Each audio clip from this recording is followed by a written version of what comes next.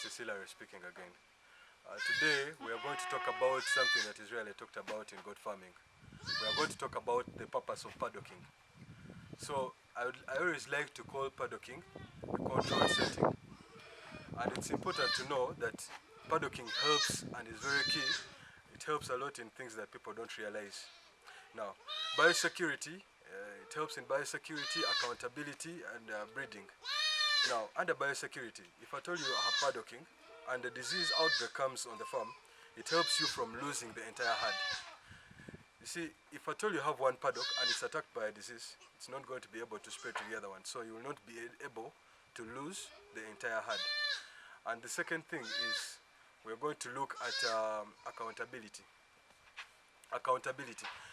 It's easy to count these animals and know that this particular animal is missing. If at all there is a paddocking, you can know that you can tag and know that the locals are in a particular paddock. You know the does are in a particular paddock.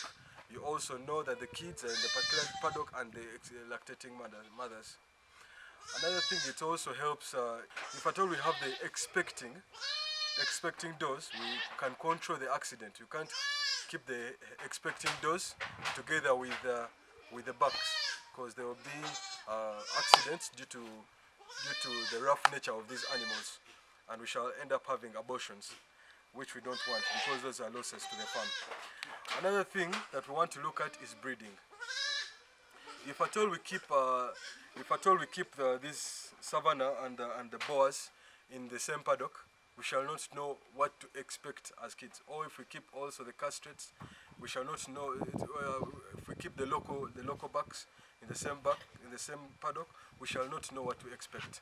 So when we have paddocks of does separate from the paddocks of the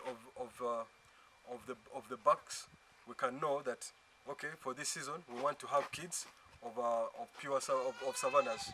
So we can go to the paddock that has the bucks. We pick the breed that we want to. We will pick the boa that we want to breed with, and bring it into the paddock of the does, and that's very important in breeding. So paddocks have been underlooked but need more attention. Another thing is if at all I don't know if you have heard about natural synchronization.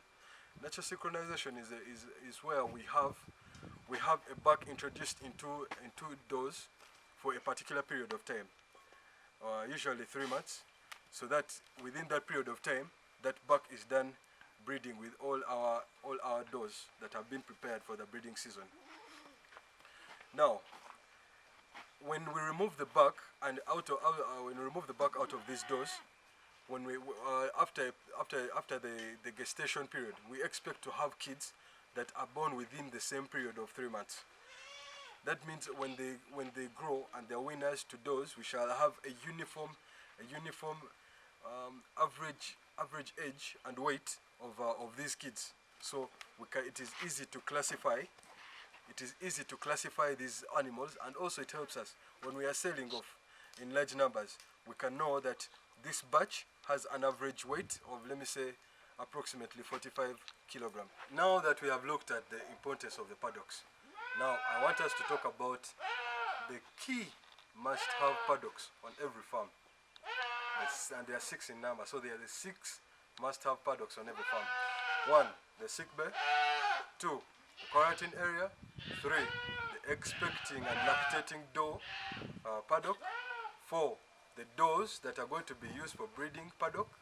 Then 5, the castrates and bucks paddock. And 6, we need to know that we have also the kids paddock. Now, some of you may be asking me, why should we have a sick bay as well as a quarantine paddock? Because you may think that they serve the same purpose. But I beg to oppose, because you may have some sick animals that need to be separated from the healthy animals to avoid spreading of the disease, but at the same time you want to restock.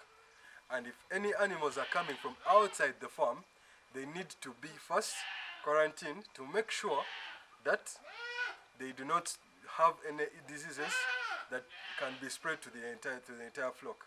However, this does not mean that they are also sick. So we cannot mix them together with the sick animals in the sick paddock, or have them in the same paddock. And usually this quarantine period is approximately 2 weeks. And in maybe more specific situations, we might be longer, but usually it is about 2 weeks. Thank you very much.